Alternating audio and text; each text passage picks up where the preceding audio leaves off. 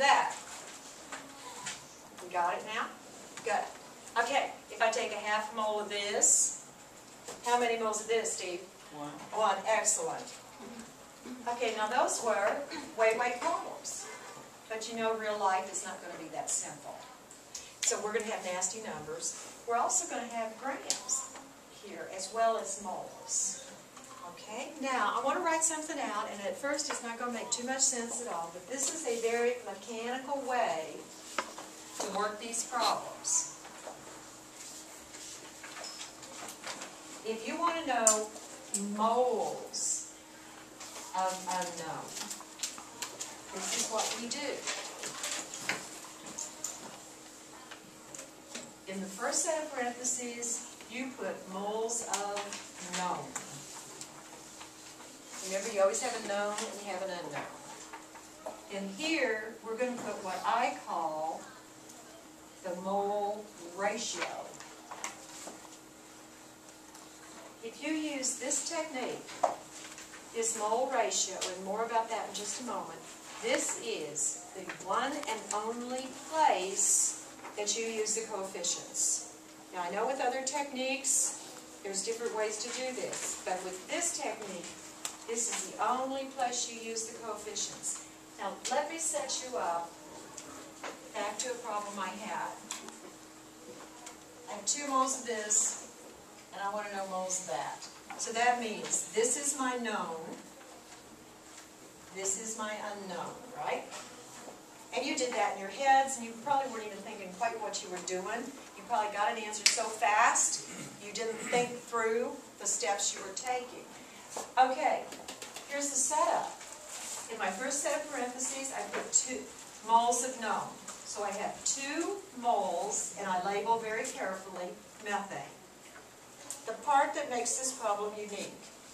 If you wish, you can always put that over 1 to keep numerators and denominators straight. Okay, here's the biggie, mole ratio. You put the coefficient of your unknown.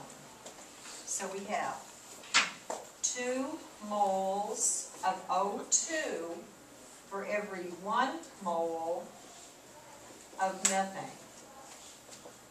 Here's your safety net.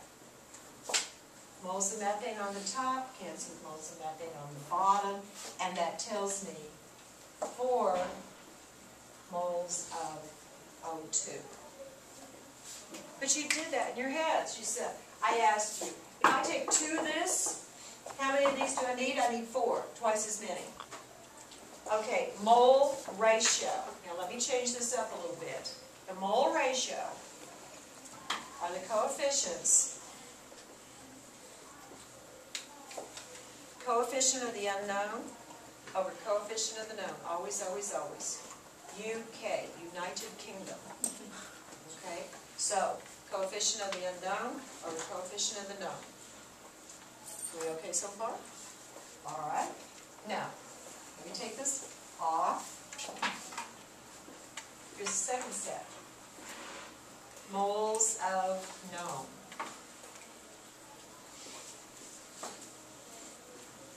Mole ratio, United Kingdom.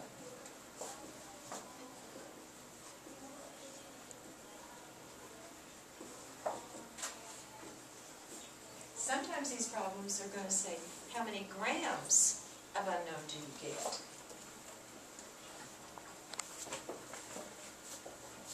Look what we've done. All I did to move from here to here. Let's think back to something from chapter 2.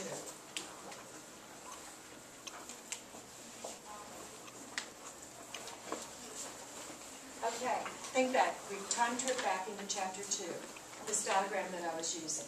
If you have grams of something, and you need moles of something, let's assume we're working compounds here, because it was slightly different if it was an element.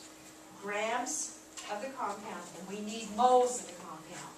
How do I go from here to here? Divide by the formula. Divide by the formula way, sure. But if you had moles, and you would like to come back, what do we do? Multiply. Great. Okay, look how we took advantage of that here. Okay, if I do just this much, It tells me moles of the unknown. Well, what if today they're not saying how many moles? What if that problem had been grams of O2? They want grams of the unknown. Well, if I stop with 2 sets of parentheses, I have moles of the unknown. I'm right here. If I want to go to grams, what did this tell us to do to move from moles back to grams? Multiply by the formula weight. That's why you've got that 3rd set of parentheses. Okay, now let me ask you this question. What if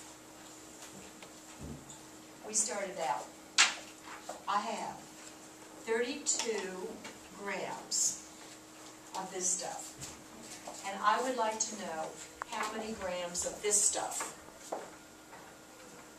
Okay, they were mean to us. I was mean to you. First set says you need moles of the known.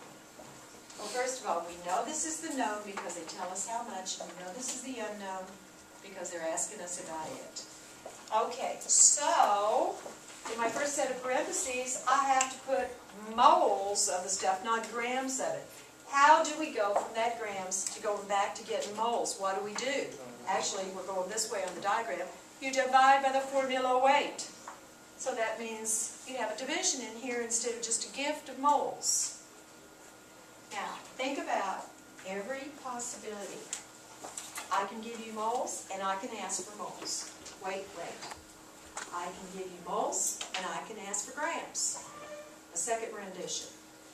I can give you grams and ask for moles, or the 4th possibility, if I kept track, grams to grams. There are 4 possibilities. And these 2 things, remembering this knowledge from Chapter 2, will take you anywhere you need to go. Okay, now, let me look in Chapter 3.